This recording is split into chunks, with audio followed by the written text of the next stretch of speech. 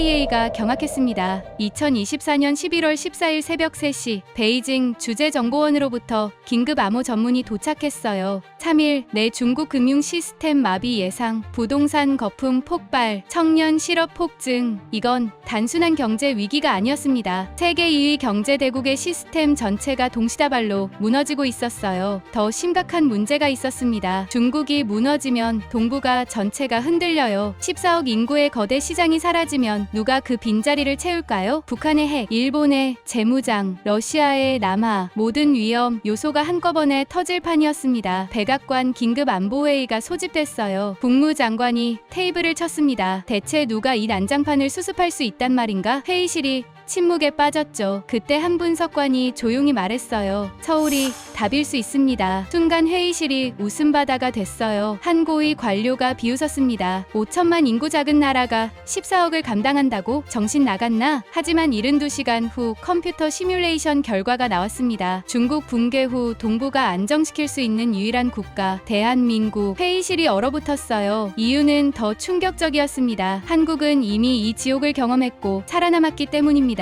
한국이 어떻게 이 위기를 벗어날 것인지 그 놀라운 결과를 지금 공개합니다. 이야기 시작하기 전에 좋아요와 구독 버튼을 한 번만 눌러주시면 저희 원더풀 코리아에 아주 큰 힘이 됩니다. 그리고 세계는 한국으로 라는 댓글도 남겨주셔서 한국을 응원해주세요. 그리고 지금 어디서 보고 계신가요?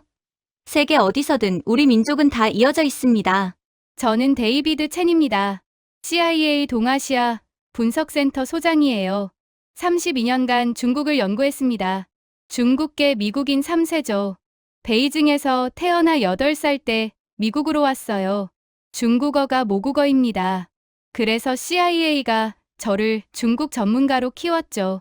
2024년 11월 14일 새벽 3시 12분 제 암호와 휴대폰이 울렸습니다. 비상 호출음이었어요. 베이징 현지 요원 코드명 피닉스로부터였습니다. 전화를 받자마자 들려온 목소리가 떨리고 있었어요. 소장님, 베이징이 통제불능 상태입니다. 피닉스의 첫 마디였습니다. 저는 침대에서 벌떡 일어났어요. 구체적으로 설명하라고 했죠. 3시간 전부터 베이징 시내 모든 ATM이 멈췄어요. 시민들이 은행 앞에 몰렸습니다. 공안이 출동했지만 인파를 막을 수가 없어요. 피닉스가 빠르게 말했습니다. 그리고 더 심각한 게 있어요. 오늘 아침 상하이 증권거래소 개장 안 합니다. 정부 긴급 명령이에요. 증시 폐쇄라고요? 제가 되물었습니다.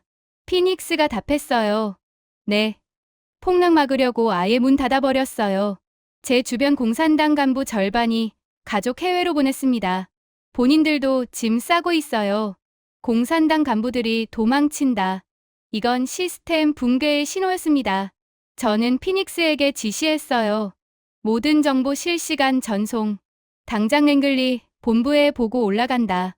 전화를 끊고 옷을 입기 시작했습니다. 30분 후 저는 차를 몰고 CIA 본부로 향했어요. 버지니아주 랭글리까지 40분 거리였습니다. 새벽 고속도로는 한산했죠. 하지만 제 머릿속은 복잡했어요. 중국 붕괴. 이건 제가 32년간 분석해온 최악의 시나리오였습니다. CIA 본부에 도착했습니다. 새벽 4시였어요. 하지만 건물에 불이 환하게 켜져 있었습니다. 이미 긴급 소집이 내려진 거였죠. 엘리베이터를 타고 7층으로 올라갔어요. 작전 상황실이 있는 층이었습니다. 문을 열고 들어가니 20명이 넘는 분석관들이 모니터 앞에 앉아 있었어요. 부국장 마크 존슨이 저를 보더니 말했습니다. 데이비드, 자네 베이징 보고 받았나? 네. 방금 피닉스로부터 직접 통화했습니다. 제가 답했어요. 마크가 모니터를 가리켰습니다. 실시간 위성 영상이었어요. 이것 좀 봐. 베이징 시내 주요 은행 앞이야. 마크가 말했습니다. 화면에는 수천 명이 은행 앞에 몰려있는 모습이 보였어요. 새벽 4시인데도 인파가 가득했습니다. 공안 차량이 여러 대 보였지만 통제가 안 되고 있었죠. 다른 모니터를 봤습니다. 상하이, 광저우, 선전, 중국 주요 도시 전부 같은 상황이었어요. 한 분석관이 보고했습니다. 소장님, 중국 정부가 인터넷 통제 강화했어요. 소셜미디어, 주요 키워드 전부 차단됐습니다. 어떤 키워드죠? 제가 물었어요. 분석관이 리스트를 읽었습니다. 은행, ATM, 인출, 경제위기, 금융붕괴, 전부 검색 불가능합니다. 이건 정보 통제였어요. 중국 정부가 국민에게 진실을 숨기고 있는 겁니다. 오전 8시 CIA 국장이 상황실에 도착했습니다. 윌리엄 번스 국장이었어요. 국장이 들어오자 모두 자리에서 일어났습니다. 국장이 손을 들어 앉으라고 했죠. 그리고 저를 보며 물었습니다. 데이비드, 얼마나 심각한가? 국장의 질문이었어요. 저는 솔직하게 답했습니다. 50년 경력 중국 전문가들도 이런 건 처음 본다고 합니다. 시스템 전체가 동시에 무너지고 있어요. 타임라인을 제시해보게. 국장이 말했습니다. 저는 화이트보드 앞으로 갔어요. 마커를 들고 쓰기 시작했습니다. 지금부터 72시간 내 금융 시스템 완전 마비 예상됩니다. 제가 말했어요. 그 다음은요? 국장이 물었죠. 저는 계속 썼습니다. 일주일, 내 사회 시스템 붕괴. 2주 내 정치 시스템 동요. 한 달, 내 정권 교체 가능성. 정권 교체? 국장의 목소리가 높아졌습니다. 중국 공산당이 무너진다는 얘긴가? 저는 고개를 끄덕였어요. 가능성이 있습니다. 이미 고위 간부들이 탈출 준비 중이에요. 회의실이 술렁였습니다. 부국장 마크가 물었어요. 그럼 그 다음은 뭐지? 중국 공산당이 사라지면 동북아는 어떻게 되는 거야? 제가 답했습니다. 권력, 공백이 생깁니다. 14억 인구, 세계 2위 경제 규모, 핵무기 보유국. 이 모든 게 주인 없이 떠도는 겁니다. 그럼 누가 그 공백을 채우나? 마크가 다시 물었어요. 저는 지도를 펼쳤습니다. 동북아 지도였어요. 중국을 중심으로 주변국들을 가리켰습니다. 이론적으론 4가지 옵션이 있습니다. 미국, 러시아, 일본, 한국.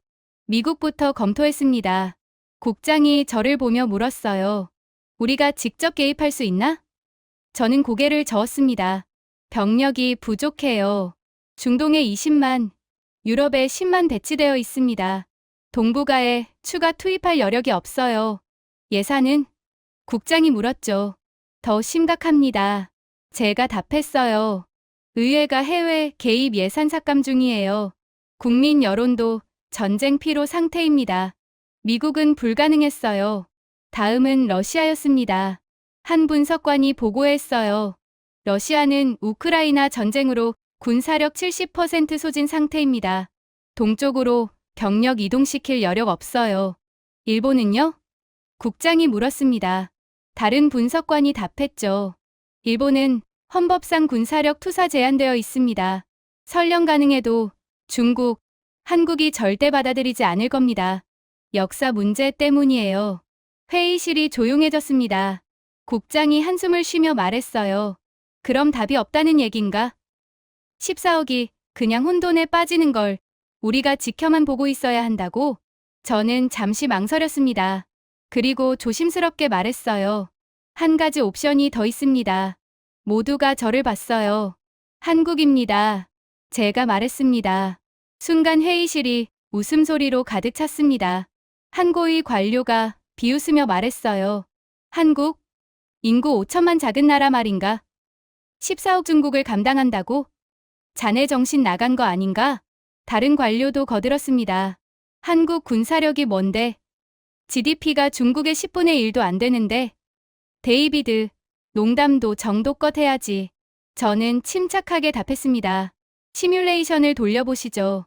컴퓨터 모델로 검증하면 됩니다. 국장이 고개를 끄덕였어요. 좋아. 해보게. 72시간 안에 결과 가져와. 저는 팀을 구성했습니다. 경제 전문가 5명, 군사 전문가 3명, 지정학 전문가 4명, 총 12명이었어요. 우리는 CIA 지하 3층 시뮬레이션 센터로 내려갔습니다. 센터에는 슈퍼컴퓨터가 있었어요. 국방부와 공동 운영하는 시스템이었습니다. 저는 팀원들에게 지시했어요. 중국 붕괴 후 동북아 안정화 시나리오. 미국, 러시아, 일본, 한국. 4가지 케이스 전부 돌려보세요. 첫 24시간은 데이터 입력이었습니다. 각국의 군사력, 경제력, 외교력, 역사적 관계, 국민 정서, 수백 가지 변수를 입력했어요. 두 번째 24시간은 시뮬레이션이었습니다. 각 시나리오를 250번씩 돌렸어요. 총 1000번의 시뮬레이션이었죠. 세 번째 날 아침, 결과가 나왔습니다. 저는 출력된 보고서를 받아들었어요. 손이 떨렸습니다. 표지를 넘겼죠. 결론 부분이 첫 페이지에 있었습니다. 중국 붕괴 후 동북아 안정화 성공 확률, 미국 개입 시 23%, 러시아 개입 시 8%, 일본 개입 시 12%, 한국 주도 시 87%. 제 눈을 의심했어요. 다시 읽었습니다. 한국 주도 시 87%. 왜죠? 제가 팀원에게 물었습니다. 경제 전문가 사라 박사가 답했어요. 한국은 1997년을 경험했습니다. IMF 외환위기요. 나라가 망할 뻔한 위기였죠. 그게 왜 중요한가요? 제가 다시 물었어요. 사라 박사가 그래프를 보여줬습니다. 한국의 IMF 극복 과정이었어요. 1997년 12월 한국은 파산 직전이었어요. 외환보유고 39억 달러. 2주치 수입대금도 없었죠. 사라 박사가 설명했습니다. 하지만 한국은 어떻게 했나요? 국민이 금 모으기에 나섰어요. 350만 명이 금을 내놨습니다. 총 227톤이었죠. 그리고 정부는 구조조정을 단행했어요. 은행 절반을 통폐합했습니다. 대기업도 구조조정했죠. 5대 재벌 중 2개가 무너졌어요. 고통스러웠지만 밀어붙였습니다. 결과는요? 제가 물었습니다. 사라 박사가 답했어요. 3년 만에 IMF 차입금 전액 상환했어요. 5년 만에 외환보유고 2천억 달러로 회복했습니다. 세계 경제사에서 유례없는 속도였죠. 군사 전문가 존 대령이 끼어들었습니다. 군사적 측면도 있어요. 한국은 70년간 북한과 대치했습니다. 세계에서 가장 긴장도 높은 휴전선이죠. 이 경험이 중요해요. 어떻게요? 제가 물었어요. 존 대령이 설명했습니다. 한국군은 위기 대응 능력이 검증됐어요. 북한의 도발을 수백 번 막아냈습니다. 천안함, 연평도 포격 같은 실전 경험도 있죠. 그리고 무엇보다 한국은 징병제예요. 성인 남성 대부분이 군 경험자입니다. 지정학 전문가 제임스 교수가 덧붙였습니다. 역사 문제도 한국이 유리해요. 일본은 과거사 때문에 중국이 절대 받아들이지 않아요. 러시아도 마찬가지고요. 미국은 서방 국가라 거부감이 있죠. 그런데 한국은요? 제가 물었습니다. 제임스 교수가 답했어요. 한국은 중국과 역사적 앙금이 상대적으로 적어요. 물론 갈등은 있지만 일본처럼 심하진 않죠. 그리고 한국은 문화적으로 동아시아예요. 중국인들이 받아들이기 쉽습니다. 저는 보고서를 다 읽었습니다. 결론은 명확했어요. 한국만이 중국 붕괴 후 동북아를 안정시킬 수 있다. 하지만 저는 믿기지 않았습니다. 다시 시뮬레이션 돌려보라고 지시했어요. 두 번째 시뮬레이션도 같은 결과였습니다. 세 번째도 마찬가지였죠. 저는 인정할 수밖에 없었어요. 컴퓨터는 거짓말하지 않습니다. 72시간이 지났습니다. 저는 보고서를 들고 상황실로 올라갔어요. 국장과 고위 관료들이 기다리고 있었습니다. 저는 보고서를 테이블에 놓았어요. 결과가 나왔습니다. 제가 말했습니다. 한국이 답입니다. 회의실이 조용해졌어요. 국장이 보고서를 집어들었습니다. 첫 페이지를 보더니 얼굴이 굳었죠. 87%라고? 국장이 물었습니다. 네. 1000번 시뮬레이션 돌린 결과입니다. 제가 답했어요. 다른 옵션은 전부 30% 미만이에요. 말도 안 돼. 아까 비웃던 고위 관료가 소리쳤습니다. 작은 나라 한국이 어떻게 중국을 감당해? 저는 침착하게 그래프를 펼쳤어요. 1997년 한국을 보십시오. 제가 설명했습니다. 이 나라는 완전히 망했어요. 외환보유고 39억 달러. 국가부도 직전이었죠. 하지만 3년 만에 일어났습니다. 그게 중국이랑 무슨 상관인가? 관료가 반박했어요. 저는 다음 그래프를 보여줬습니다. 한국은 경제 위기 극복 경험이 있어요. 중국은 1949년 건국 이후 한 번도 겪어본 적 없습니다. 누가 중국을 가르칠 수 있을까요? IMF를 극복한 한국밖에 없어요. 부국장 마크가 물었습니다. 군사적으론 어떤가? 한국군이 중국을 안정시킬 수 있어? 저는 군사 데이터를 보여줬어요. 한국군은 60만 명입니다. 예비군까지 합치면 300만이에요. 게다가 70년간 북한과 대치하며 실전 경험을 쌓았습니다. 전쟁 준비가 돼 있어요. 국장이 고개를 끄덕였습니다. 하지만 얼굴이 여전히 굳어 있었어요. 데이비드, 컴퓨터는 숫자만 계산하지. 정치는 숫자가 아니야. 한국 정부가 이 제안을 받아들일까? 저는 잠시 생각했습니다. 그리고 답했어요. 모르겠습니다. 하지만 물어봐야죠. 다른 선택지가 없으니까요. 국장이 한숨을 쉬었습니다. 알겠네. 국무부에 연락하게. 한국 정부와 비공식 접촉 시작해. 하지만 데이비드, 이건 극비야. 언론에 새 나가면 안 돼. 저는 알겠다고 답했습니다. 회의가 끝났어요. 저는 사무실로 돌아왔습니다. 창밖을 봤죠. 워싱턴 DC의 저녁 노을이 아름다웠어요. 하지만 저는 그 아름다움을 즐길 수 없었습니다. 다음 날 아침, 국무부로부터 연락이 왔어요. 서울 주재 미국 대사가 한국 외교부와 접촉 시작했다는 내용이었습니다. 비공식 회담이었죠. 주제는 하나, 중국 붕괴 시 한국의 역할. 일주일 후 결과가 나왔습니다. 한국 정부가 검토하겠다고 답했어요. 거부하지 않았습니다. 이건 긍정적 신호였죠. 저는 안도했습니다. 하지만 미국 내부에선 여전히 회의론이 강했어요. 특히 국방부 강경파들이 반대했습니다. 한 주 후 펜타곤에서 회의가 열렸어요. 국방부 차관 로버트 케이건이 주재했습니다. 케이건 차관이 저를 보며 말했습니다. 데이비드, 자네 시뮬레이션 결과 봤네. 하지만 현실은 컴퓨터가 아니야. 한국이 정말 중국을 감당할 수 있다고 믿나? 저는 답했습니다. 숫자가 말합니다. 87% 성공 확률이에요.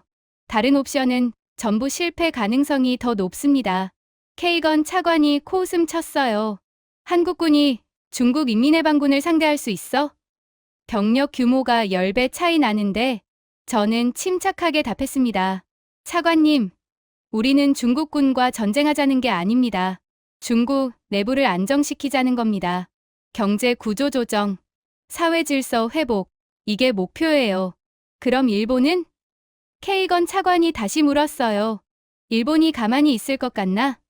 중국이 약해지면 일본이 재무장할 거야. 한국이 그걸 막을 수 있어? 제임스 교수가 끼어들었습니다. 차관님, 바로 그래서 한국이 필요합니다.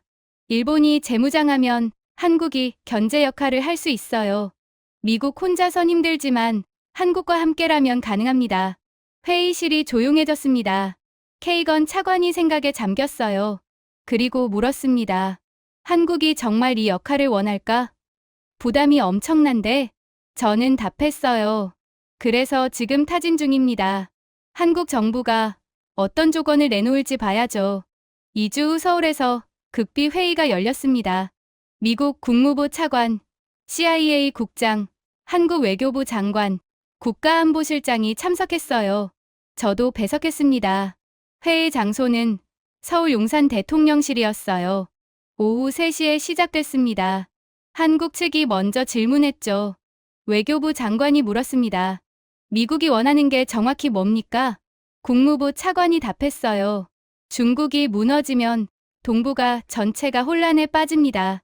우리는 한국이 그 혼란을 수습해주길 바랍니다. 어떻게요? 한국 국가안보실장이 물었습니다. 차관이 설명했어요. 경제적으로 중국을 안정시키십시오. 한국의 IMF 극복 경험을 나누십시오. 군사적으로 한반도 안정을 유지하십시오. 외교적으로 동북아 대화 채널을 만드십시오. 한국이 그럴 능력이 있다고 보십니까? 외교부 장관이 물었어요. 차관이 고개를 끄덕였습니다. 우리 시뮬레이션 결과 한국만 가능합니다. 87% 성공 확률이에요. 회의실이 조용해졌습니다. 한국 측이 서로 눈빛을 교환했어요. 국가안보실장이 말했습니다. 검토해보겠습니다. 하지만 쉽지 않을 겁니다. 국민 설득이 필요해요. 얼마나 걸릴까요? 국무부 차관이 물었습니다. 한 달은 필요합니다. 국가안보실장이 답했어요. 차관이 고개를 끄덕였죠. 알겠습니다. 기다리겠습니다. 회의가 끝나고 저는 한국 측 인사들과 비공식 대화를 나눴습니다. 커피를 마시며 국가안보실 1차장 김준석 씨와 이야기했어요. 김준석 차장이 솔직하게 물었습니다. 첸 소장님, 솔직히 미국은 왜 우리를 선택했습니까? 일본이 더 강하지 않나요? 김준석 차장의 질문이었어요. 저는 답했습니다. 강함이 답이 아닙니다. 경험이 답이에요. 한국은 1997년을 겪었죠. 그게 가장 큰 자산입니다. 김준석 차장이 웃으며 말했어요. 그때 정말 힘들었습니다. 저도 대학생이었는데 아버지가 실직하셨어요. 어머니가 금반지 내놓으셨죠. 온 가족이 고통받았습니다. 저는 고개를 끄덕였습니다. 그 고통이 지금 중국을 구할 수 있는 힘이 됩니다. 역설적이지 않습니까? 김준석 차장이 진지하게 물었어요. 정말 우리가 해낼 수 있을까요? 중국은 너무 크지 않나요? 저는 시뮬레이션 결과를 보여줬습니다. 87%입니다. 컴퓨터는 거짓말하지 않아요. 한국이 가장 높은 성공 확률을 보였습니다. 김준석 차장이 한숨을 쉬었어요. 국민을 설득하기 쉽지 않을 겁니다. 왜 우리가 중국을 도와야 하느냐고 물을 거예요. 저는 답했습니다. 중국을 돕는 게 아니라 동북아를 안정시키는 겁니다. 중국이 무너지면 한국도 피해를 봅니다. 난민, 경제 혼란, 군사 긴장, 모두 한국에 영향을 미쳐요. 김준석 차장이 고개를 끄덕였습니다. 일리 있는 말씀입니다. 정부에 건의하겠습니다. 한 달 후 한국 정부로부터 답변이 왔습니다. 조건부 동의였어요. 세 가지 조건이 있었습니다. 첫째, 미국의 전폭적 지원. 둘째, 국제사회의 공식 요청. 셋째, 한국의 안보 보장. 미국은 모두 수용했습니다. 조건은 합리적이었어요. 특히 세 번째 조건이 중요했습니다. 한국이 중국 안정화에 나서는 동안 북한이 도발할 수 있었거든요. 미국이 한국 안보를 보장해야 했습니다. 계획이 수립됐습니다. 코드명은 피닉스 작전이었어요. 중국이 무너지면 한국이 경제 전문가 팀을 파견합니다. IMF 극복 경험을 전수하는 거죠. 동시에 외교 채널을 가동해서 동북아 대화를 시작합니다. 군사적으로는 한반도 방어를 강화합니다. 미국이 추가 병력을 파견하고 한국군은 북한 감시를 강화하는 거예요. 목표는 하나, 중국 혼란이 한반도로 번지지 않게 하는 것이었습니다. 2024년 12월 중국 상황은 더 악화됐습니다. 베이징에서 시위가 일어났어요. 수십만 명이 거리로 나왔습니다. 공산당 퇴진을 외쳤죠. 공안이 진압했지만 시위는 전국으로 번졌어요. 상하이, 광저우, 청두, 주요 도시마다 시위대가 나왔습니다. 중국 정부는 통제력을 잃어가고 있었어요. 제가 32년간 분석해온 최악의 시나리오가 현실이 되고 있었습니다. 10월 20일 중국 공산당 중앙정치국 긴급회의가 열렸습니다. 시진핑 주석이 주재했어요. 회의 내용은 극비였지만 저희는 정보를 입수했습니다. 피닉스가 보내온 거였죠. 회의 내용은 충격적이었어요. 경제 붕괴 인정, 사회 통제 불가능 인정, 정권 유지 어려움 인정. 중국 공산당이 처음으로 패배를 시인한 겁니다. 그리고 마지막 안건이 올라왔습니다. 외부 지원 요청 여부. 누구에게 도움을 청할 것인가? 미국, 일본, 러시아? 회의는 밤새 계속됐어요. 다음 날 아침 결과가 나왔습니다. 피닉스가 긴급 전문을 보냈어요. 중국 정부가 한국에 비공식 타진했다고요. 경제 전문가 파견 가능한지 물어봤대요. 저는 즉시 국장에게 보고했습니다. 국장이 백악관에 연락했어요. 대통령이 한국 대통령과 통화했습니다. 피닉스 작전 발동이 결정됐죠. 10월 23일 한국 경제 전문가 팀 30명이 베이징으로 출발했습니다. 팀장은 1997년 IMF 극복을 이끌었던 전직 재정부 차관 이상훈 씨였어요. 저도 옵저버로 동행했습니다. 베이징 공항에 도착했어요. 공항이 한산했습니다.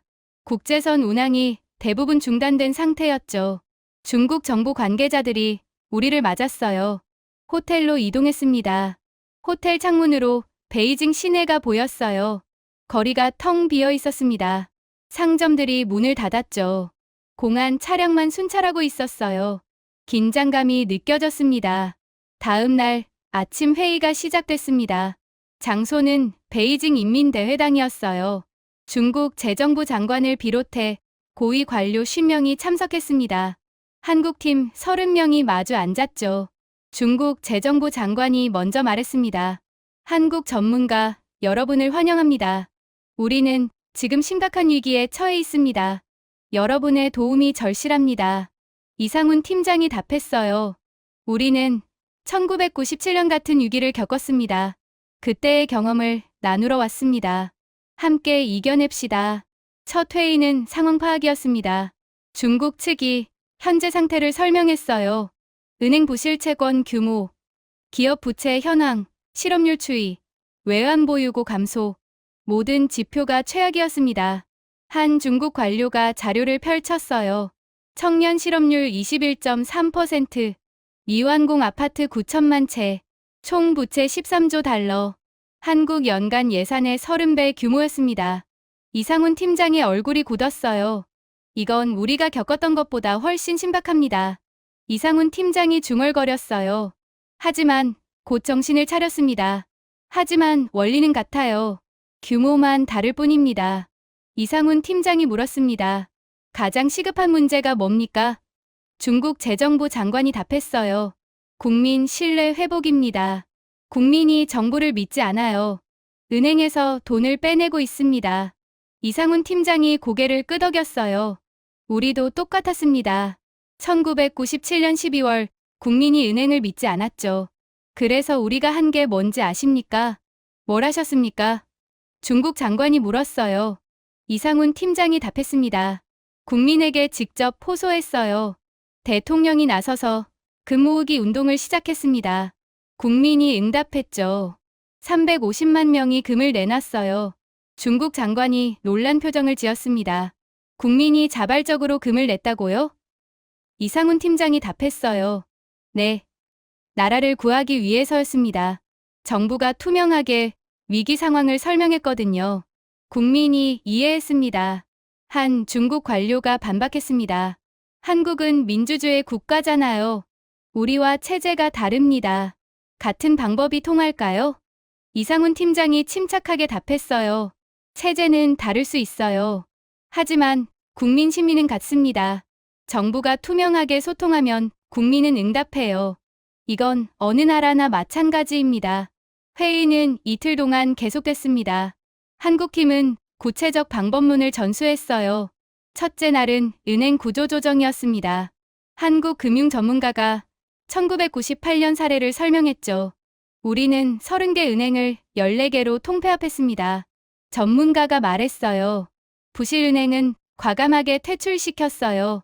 살릴 수 있는 은행은 합병시켰죠. 고통스러웠지만 필요한 조치였습니다. 중국 측이 질문 공세를 퍼부었습니다. 국민 반발은 없었나요? 실업자는 얼마나 나왔나요? 어떻게 보상했나요? 한국팀이 하나하나 답변했어요. 둘째 날은 기업 구조조정이었습니다. 한국 경제 전문가가 재벌 구조조정 사례를 설명했어요. 5대 재벌 중 2개가 해체됐다고 했습니다. 나머지도 대규모 감원과 사업 정리를 했죠. 중국 관료들이 술렁였습니다. 재벌을 해체했다고요?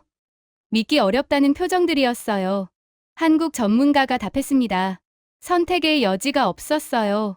살아남으려면 아픈 부분을 도려내야 했습니다. 셋째 날은 국민 참여 캠페인이었습니다. 이상훈 팀장이 직접 설명했어요. 금 모으기 운동의 전 과정을 상세히 얘기했습니다. 대통령이 TV에 나와서 국민에게 호소했습니다. 이상훈 팀장이 말했어요. 나라가 위기다. 외환이 부족하다. 국민 여러분의 금을 모아야 한다. 솔직하게 말했어요. 그러자 어떻게 됐나요? 중국 장관이 물었습니다. 이상훈 팀장이 답했어요. 첫 주에 100만 명이 응답했어요. 결혼반지, 돌반지, 금리까지 내놓았습니다.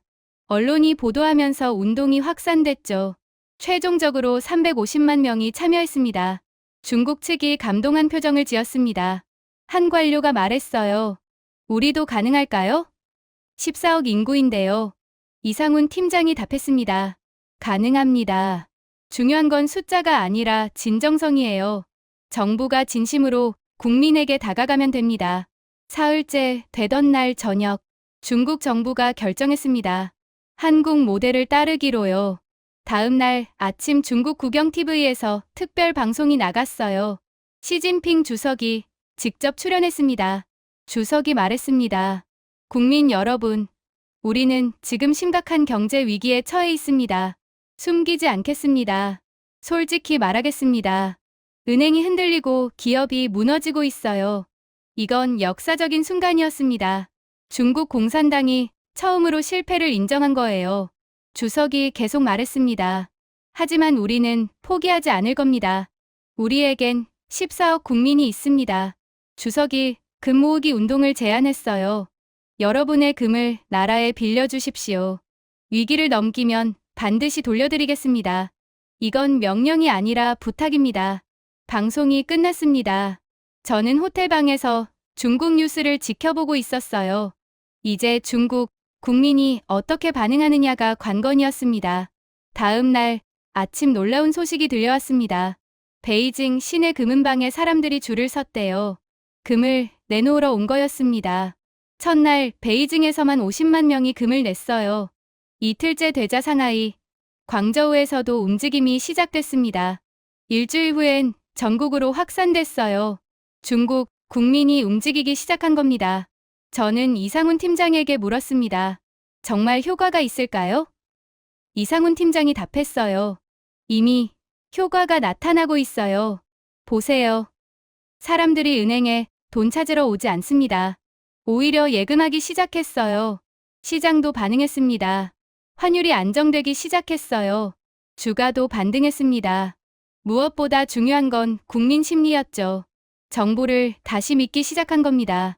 한 달 후 중국 정부가 은행 구조조정안을 발표했습니다. 부실 은행 8곳을 통폐합하기로 했어요. 한국의 1998년 방식과 똑같았습니다. 고통스러운 결정이었지만 중국 정부는 밀어붙였어요. 기업 구조조정도 시작됐습니다.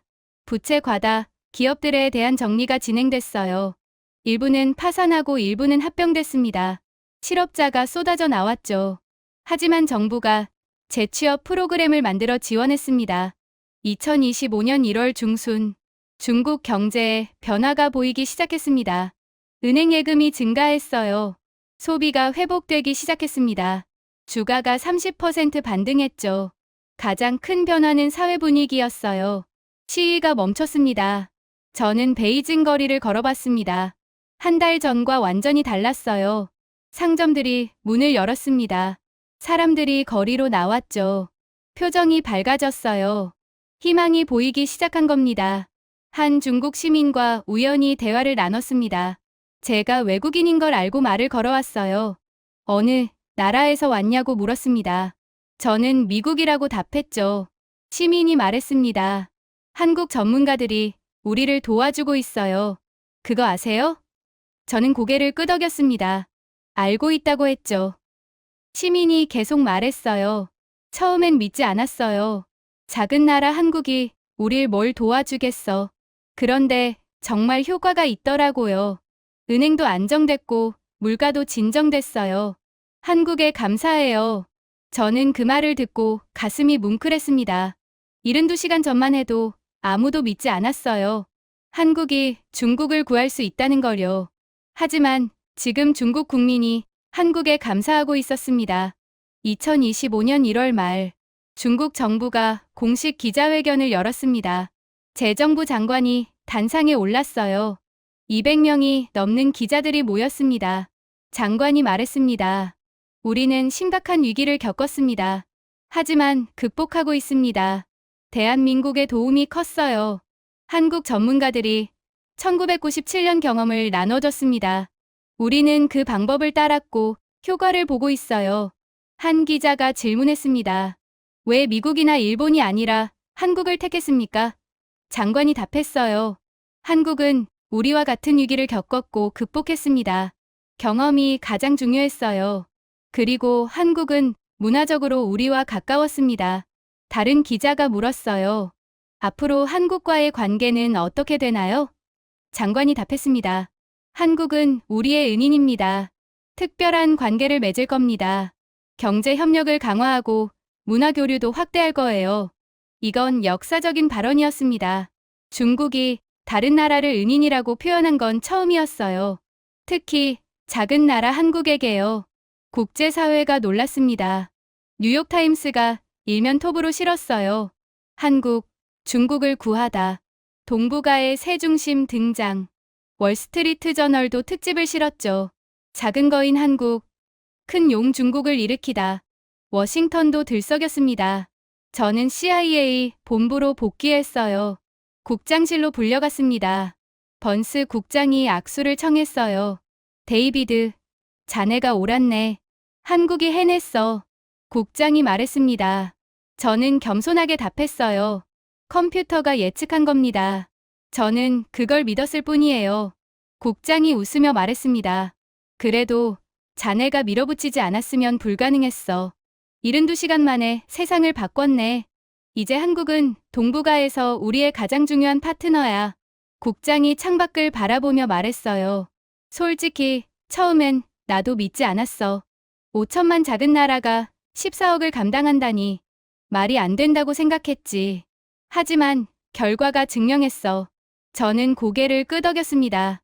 크기가 중요한 게 아니었어요. 경험이 중요했습니다. 한국은 지옥을 경험했고 살아남았죠. 그 경험이 중국을 구했습니다. 국장이 물었습니다. 이제 동북아는 어떻게 될 것 같나? 저는 신중하게 답했어요. 한국이 중심이 될 겁니다. 중국과 미국 사이에서, 일본과 러시아 사이에서 균형자 역할을 하게 될 거예요. 국장이 고개를 끄덕였습니다. 70년 만에 처음이야. 한국이 이런 위치에 선 건 우리는 한국을 더 지원해야겠어. 저는 동의했습니다. 2025년 2월, 저는 다시 서울을 방문했습니다. 이번엔 공식 방문이었어요. 한국 정부가 감사 행사를 준비했다고 했습니다. 서울 시내는 활기가 넘쳤어요. 거리에는 태극기와 성조기가 함께 걸려 있었습니다. 건물마다 현수막이 붙어 있었죠. 한미 동맹 70년, 새로운 시작. 용산 대통령실에 도착했습니다. 대통령이 직접 맞아줬어요. 악수를 나눴습니다. 첸 소장님, 당신이 한국을 믿어줘서 고맙습니다. 대통령이 말했어요. 저는 답했습니다. 저는 숫자를 믿었을 뿐입니다. 87%. 컴퓨터가 한국을 선택했어요. 하지만 실제로 해낸 건 한국 국민입니다. 대통령이 진지하게 물었습니다. 앞으로 한국의 역할이 어떻게 될까요? 저는 신중하게 답했어요. 한국은 동북아의 균형자가 될 겁니다. 이건 큰 책임이에요. 하지만 한국은 이미 증명했습니다. 해낼 수 있다는 걸요. 행사장으로 이동했습니다. 300명이 넘는 정부 관계자와 전문가들이 모여 있었어요. 이상훈 팀장과 한국 전문가 30명도 자리했습니다. 미국 대사와 CIA 국장도 참석했죠. 대통령이 연설했습니다.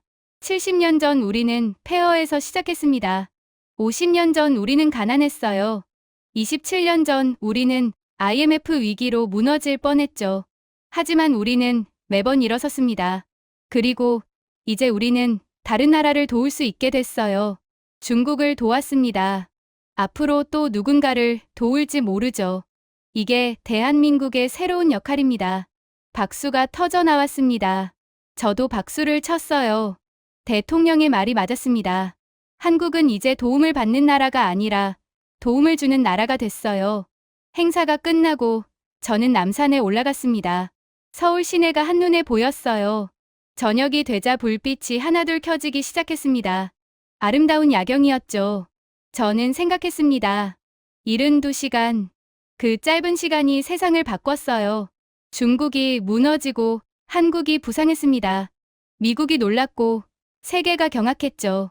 하지만 한국 국민은 이미 알고 있었을 겁니다. 자신들이 뭘 해낼 수 있는지를요. 1950년 전쟁 폐허에서 일어섰습니다. 1970년 가난에서 벗어났어요.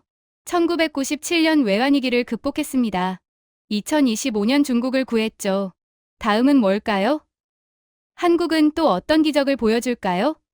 저는 확신했습니다. 한국은 계속 성장할 거라고요. 작지만 강한 나라, 경험으로 무장한 나라, 의지로 뭉친 나라, 대한민국이었습니다. 남산타워에 불이 들어왔습니다.